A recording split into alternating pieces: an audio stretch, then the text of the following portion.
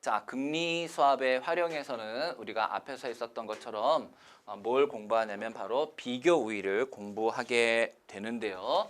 자, 그거를 제가 먼저 쫙 한번 정리를 해드리도록 할게요.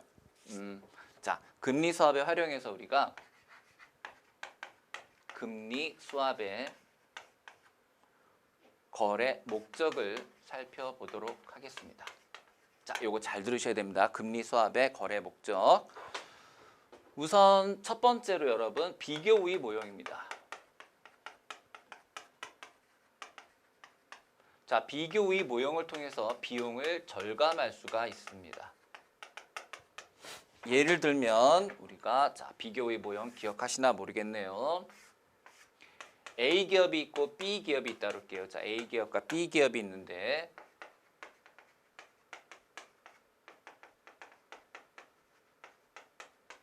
자, A 기업은 고정금리를 3%로 받아올 수가 있고요. B 기업은 4.5%로 차입할 수 있습니다. 그 다음에 변동금리는 얘는 그냥 리버 그 자체로 받아올 수가 있지만 얘는 리버에다가 가산금리 0.2%가 추가가 됩니다. 자, 이랬을 때 비교에는 어떤 게 있을까요? 이거 기억하십니까? 고정금리를 놓고 보면 얘는 얼마 차이가 납니까? 1.5%. 그 다음에 리버에서는 0.2%가 차이가 나죠. 이랬을 때 우리가 고정금리를 비교율을 어디다 둔다 그랬냐면은 A 기업의 경우에는 고정금리와 변동금리 둘 다 유리하죠. 자, 이때 유리할 때는 어떻게 한다고요? 더 유리한 것, 즉 이 둘의 금리 차이가 더 큰 것, 즉 A 기업은 고정금리의 비교 우위가 있고요. 그 다음에 B 기업은 둘 다 못하지만 그래도 이거는 1.5% 차이 나지만 얘는 0.2%만 차이 나니까 변동금리에 대해서 비교 우위가 있다.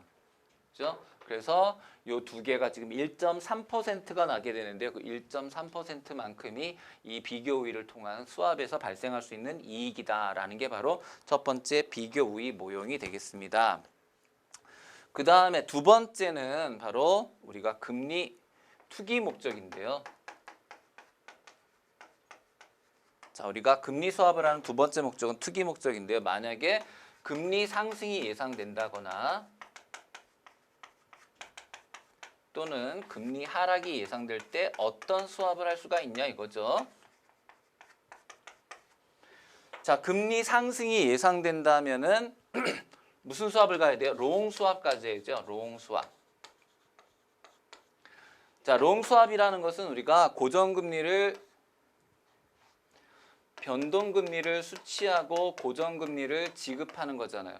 자, 고지가 멀다 그래서 롱 수합이 바로 변수 고지. 그죠? 자, 고정금리를 지급한다라는 것은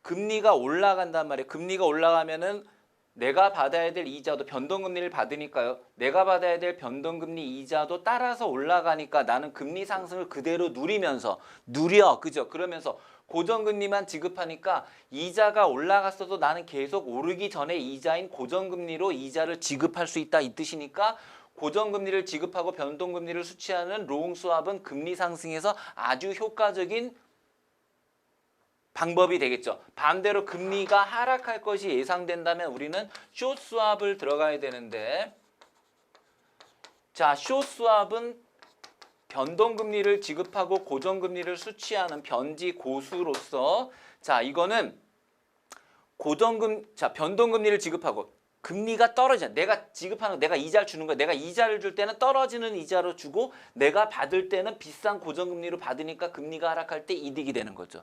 요거 두 개 이해되시죠? 자, 그 다음에 세 번째 바로 금리 위험에 대한 해지가 되는데요.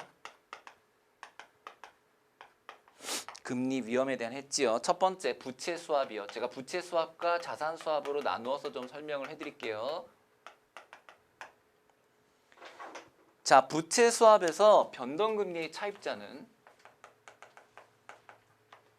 자, 변동금리 차입자라는 게 이자율 5%로 돈을 빌려온 사람 이런 사람 말한 거예요. 자, 이 사람은요. 변동금리 차입자니까 변동금리 차입자는 CD 금리 플러스 몇 %로 받아온 사람이죠. 자, 이 사람은 어떤 위험에 처하냐면요. 보세요. 자, 이게 바로 변동금리 차입자예요. 기업이에요. 그 다음에 여기 수합은행이 있다고 합시다. 자, 수합 딜러가 있어요.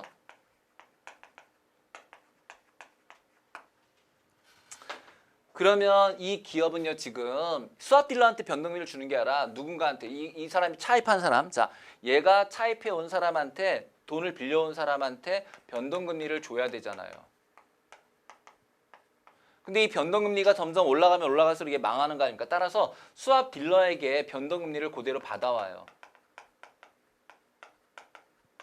그 대신에 여러분 뭘 주면 돼요? 그렇죠. 아이고 똑똑하셔라. 그렇죠. 바로 고정금리를 주면 되죠. 그죠? 자, 그래서 변동금리를 지급하는 변동금리를 지급하는 거를 변동금리를 차입한 거를 뭐로 바꿔버려요? 고정금리로 차입한 거를 바꿔버린 거예요. 자, 보세요. 고정금리를 수압딜러한테 주잖아요. 그리고 수압딜러한테 받은 변동금리를 그대로 넘겨준단 말이에요. 그러니까 분명히 나는 처음에 뭘 했지만 변동금리로 빌려왔지만 실제로 지금 내가 갚아야 될 변동금리는 수압딜러가 주고 난 수압딜러한테 고정금리를 줘버리니까 결국 이 고정금리 차입자는 어떤 효과가 있냐면은 고정금리 차입 효과가 생긴다라는 거예요.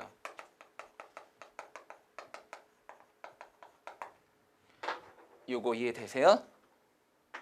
그죠? 그래서 자 이때 무슨 수합을 해야 돼요? 고정금리를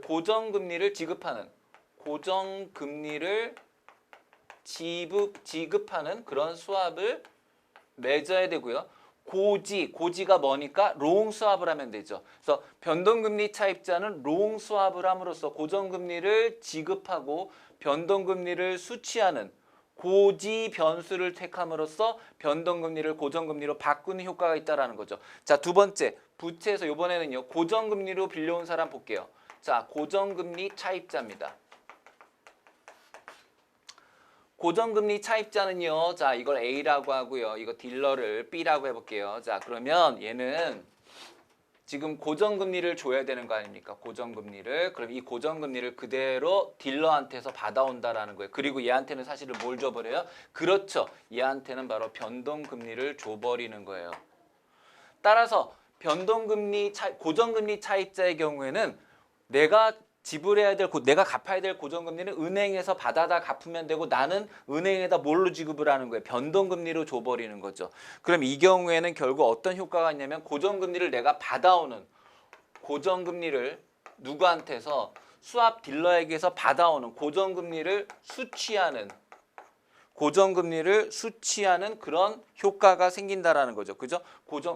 고정금리를 수취하는 거니까 변동금리를 차입한, 즉 난 분명히 고정금리를 빌렸지만 실제로는 변동금리로 차입한 효과를 가져올 수 있고요. 이렇게 하려면은 우리가 고정금리를 뭐 해야 된다? 고정금리를 수취하는 수합을 해야 된다.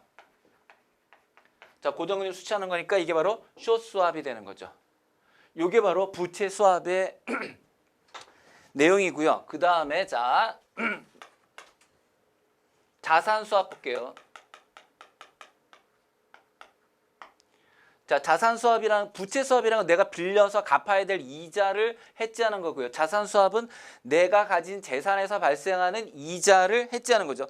그 이자에 대한 해지. 첫 번째, 변동금리 자산 보유자. 자, 변동금리로. 그러니까 내가 이자를 받는데 그 이자를 변동금리로 받기로 한 그 사람을 볼게요. 변동금리 자산 보유자의 경우에, 자 이것도 저 그림처럼 그려볼게요. 제가 여기를 A라고 하고 여기를 B라고 하면 A가 기업이라고 보시면 되죠. A배의 경우에는요 변동금리로 받게 되는 거죠. 그죠? 변동금리로 받게 돼요. 근데 이 변동금리가 변하니까 위험하단 말이에요. 따라서 이 변동금리를 그대로 수압 딜러에게 넘겨버리고요. 그 대신에 나는 뭘 받으면 돼요? 그렇죠. 고정금리를 B에게서 고정금리를 받으면 되겠죠. 그죠? 그럼 고정금리를 받는 수합을 하면 되는 거죠. 이해되십니까? 그래서 고정금리를 수취하는 수합을 체결하면 됩니다.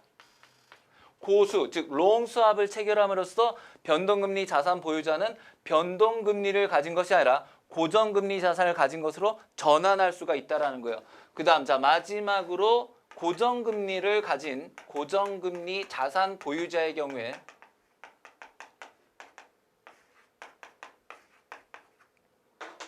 나는 뭘 받게 돼 있지만 고정금리를 받게 되어 있지만 이걸 뭐로 바꿔요? 받은 고정금리를 그대로 수압딜러에게 넘기고 나는 수압딜러로부터 변동금리를 받는다는 거죠. 따라서 고정금리를 뭐 하는 수합? 그렇죠. 고정금리를 지급하는 수합을 체결한다. 즉 롱 수합을 체결함으로써 고정금리 자산을 변동금리 자산으로 바꾸는 효과가 있더라라는 거죠. 끝. 이게 바로 여러분 금리 수합을 활용하는 중요한 세 가지 방법이 되겠습니다. 여러분 잘 정리해 두시고요.